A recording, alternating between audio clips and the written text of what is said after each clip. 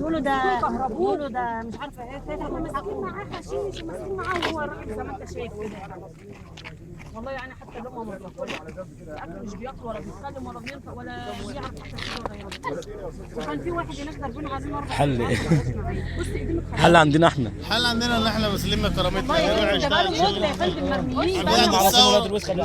مش عايزين نروح. احنا مش مش عايزين يبعتوا لهم. بقالنا مده والله. شوف عمالين يعذبوا فيهم متخيط ويضربوه. حتى تخيل عليهم يودوهم المستشفى يقولوا يموت ونرميه.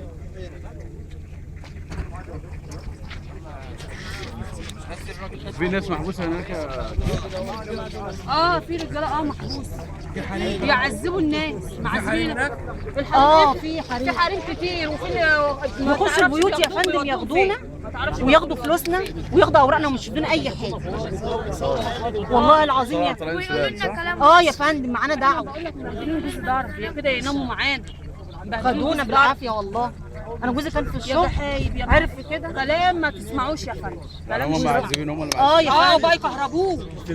لو عايزني اشرب انا البتاعه اللي هي المدوره دي اللي بتتسلط على الفلاشه اللي هي الكهرباء. يجيبوا السلك ويسلطوه عليه الكهرباء. انا من التعذيب ده انا دخت وكنت هقع.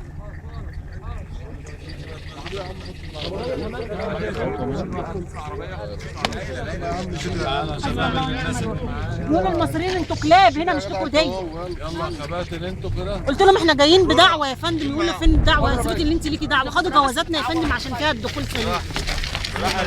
من هناك مش ادونا حاجه ولا فلوسنا ولا اي حاجه. عايزين يغتصبونا يا فندم يا اما كده وخدوا فلوسنا وخدوا جوازاتنا داخلين بتاشيره وبيقولوا لنا كلام. احنا شفنا وضربونا يا فندم وهيدوسوا علينا هيك بالجزم. والله انتوا مش شفتوا شباب مقصوص شعرهم ومضروبين؟ احنا شفنا العذاب ده قدام مننا. والله يا فندم يخشوا يضربونا نصوت عشان الشباب المصريه دي بقى يخشوا يضربونا. والله يا فندم.